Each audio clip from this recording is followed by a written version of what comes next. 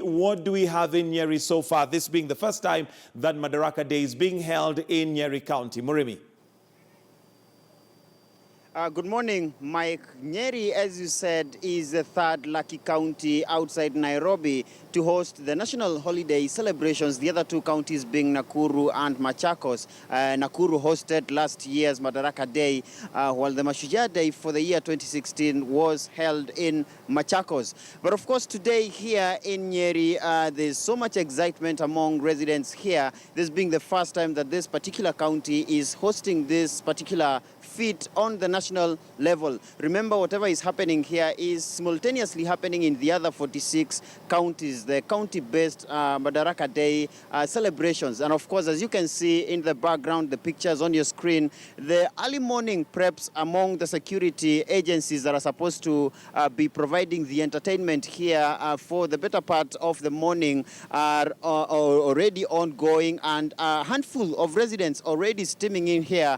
We understand that from as early as 6 in the morning, they were at the gate. Of course, this being a very big day for them.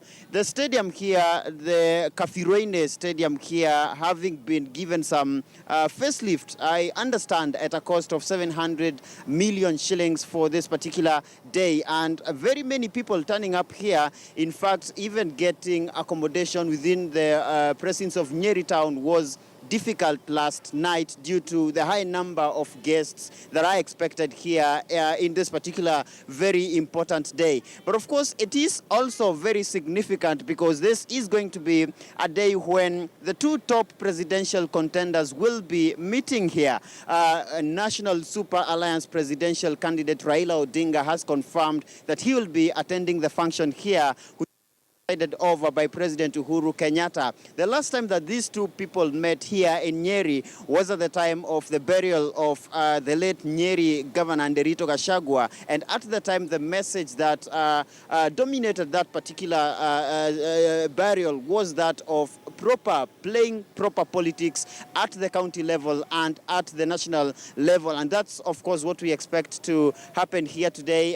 But besides this being a national function, we also expect some politics here in Nyeri, and of course that to do with President Uhuru Kenyatta defending his development track record that has been the strongest basis of his campaigns for re-election for his second and final presidential term. But besides that, there has been consistent criticism from the opposition regarding the performance of the ruling Jubilee government, and of course that we expect to play out here when the two leaders do meet here. But most importantly, Mike, this is the very final national holiday to be presided over by President Uhuru Kenyatta in his first term as President of Kenya. Remember, the next function that would, of course, be presumed to be a national holiday will be the Mashujaa Day on the 20th of October, and that will be past the August 8th elections, which, of course, is only some less than 70 days away,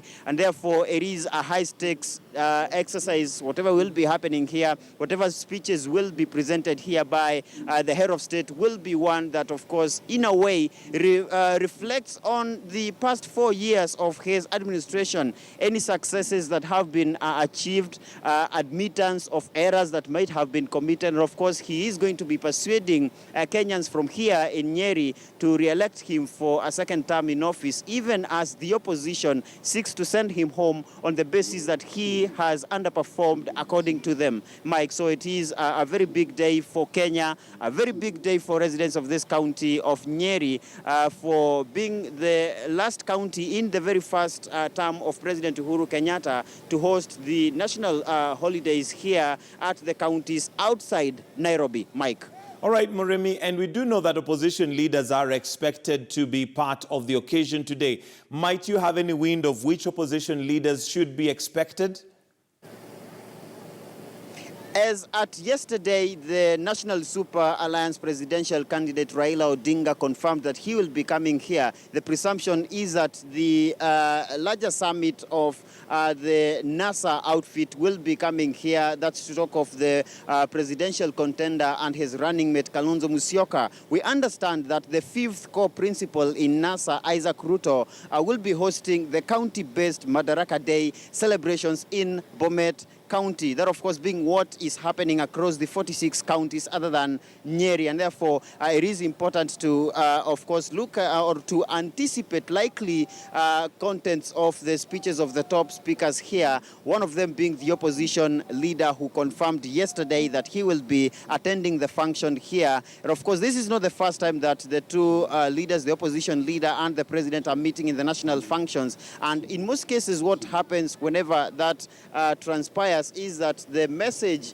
from the government has always been that they have performed, but the opposition has consistently criticized the Jubilee administration, and we expect that to play out even here, even as President Uhuru Kenyatta now takes stock of having launched the SGR yesterday, which subsequently the former Prime Minister said was a good idea, but the Jubilee government ought not to use that as a campaign tool, because according to him, that particular project was conceptualized by the Grand Coalition government, and therefore it is a project that he, as former Prime Minister in that particular government, can also take stock of over the actualization now. But he is concerned that, according to him, the cost of that particular project was inflated beyond the costs that had been anticipated as at the time of the Grand Coalition government. Mike.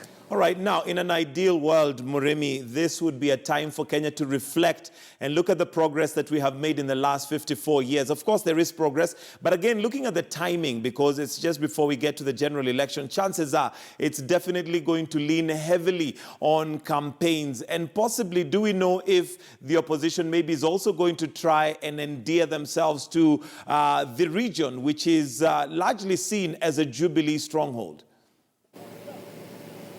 Well, Mike, if you understand the dynamics of the strategies that are cooking in the kitchen cabinets of the two top presidential contenders, you remember that in 2013, President Uhuru Kenyatta clinched the 50 plus 1% of the total votes cast, exceeding that margin by a meager 0.07%. That, of course, translating to just 8,000 votes. Within the NASA outfit now, one of their greatest headaches is how to prevent President Uhuru Kenyatta from reclinching that 50 plus 1% again. And one of the strategies that we understand is cooking within the NASA outfit is to try and get as many more votes from within presumed Jubilee strongholds as they can. One of those places being in Bomet, where the fifth core principle of NASA comes from. And of course, even here in Nyeri, where we understand that they are also pursuing some extra votes, and therefore we expect that the former Prime Minister will in a way try to endear himself to the voters here, who presumably are thought to be more inclined to the ruling coalition, and therefore it is widely expected that much of the message that we expect to come from here, the coded messages, will be those of indirectly asking for the votes in August. Remember, it is now